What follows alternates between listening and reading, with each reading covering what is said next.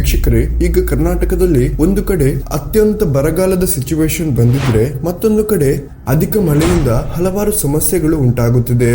ಕರ್ನಾಟಕದ ಜನರು ಒಂದು ಕಡೆ ನೀರಿಲ್ಲದೆ ಪರದಾಡುತ್ತಿದ್ದರೆ ಮತ್ತೊಂದು ಕಡೆ ಮನೆಯೊಳಗೆ ಸಾಕಷ್ಟು ನೀರು ನುಗ್ಗಿ ಪರದಾಡುವ ಪರಿಸ್ಥಿತಿ ಬಂದಿದೆ.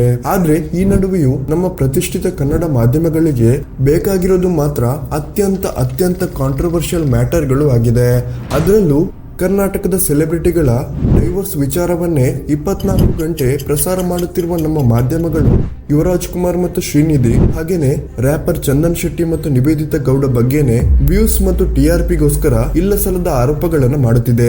ವೀಕ್ಷಕರೇ, ಕರ್ನಾಟಕದ ಒಂದು ಯೂಟ್ಯೂಬ್ ಚಾನಲ್ ಅಂತೂ ಎಷ್ಟರ ಮಟ್ಟಿಗೆ ವ್ಯೂಸ್ಗೋಸ್ಕರ ಒಬ್ಬರ ಮಾನಹರಣ ಮಾಡುತ್ತಿದೆ ಅಂದ್ರೆ, ನಿವೇದಿತಾ ಗೌಡ ಮತ್ತು ಚಂದನ್ ಶೆಟ್ಟಿ ಅವರ ದಾಂಪತ್ಯ ಜೀವನಕ್ಕೆ ಅಡ್ಡಿಯಾಗಿರುವ ಆ ಮೂರನೇ ವ್ಯಕ್ತಿ ಯಾರು ಅನ್ನುವ ಹೆಸರನ್ನ ಕೂಡ ಪಬ್ಲಿಕ್ ನಲ್ಲಿ ಮುಂದಿಟ್ಟಿದೆ.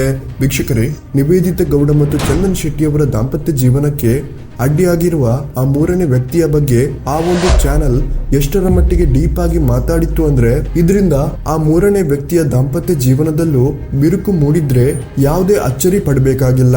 ವೀಕ್ಷಕರೇ, ತಮ್ಮ ವ್ಯೂಸ್ಗೋಸ್ಕರ ಹಲವಾರು ಚಾನೆಲ್ಗಳು ನಟ ಸೃಜನ್ ಲೋಕೇಶ್ ಅವರನ್ನ ನಿವೇದಿತಾ ಗೌಡ ಮತ್ತು ಚಂದನ್ ಶೆಟ್ಟಿ ಅವರ ಡಿವೋರ್ಸ್ ಕೇಸ್ಗೆ ಲಿಂಕ್ ಮಾಡುತ್ತಿದೆ. ಹೌದು ವೀಕ್ಷಕರೇ, ನಟ ಮತ್ತು ಪ್ರೊಡ್ಯೂಸರ್ ಸೃಜನ್ ಲೋಕೇಶ್ ಅವರನ್ನ ಕೆಲ ಮಾನಗೆಟ್ಟ ಚಾನೆಲ್ಗಳು ವ್ಯೂಸ್ ಮತ್ತು ಟಿಆರ್ಪಿಗೋಸ್ಕರ ನಿವೇದಿತಾ ಗೌಡ ಮತ್ತು ಚಂದನ್ ಶೆಟ್ಟಿ ಅವರ ಡೈವೋರ್ಸ್ ಕೇಸ್ಗೆ ಲಿಂಕ್ ಮಾಡುತ್ತಿದೆ.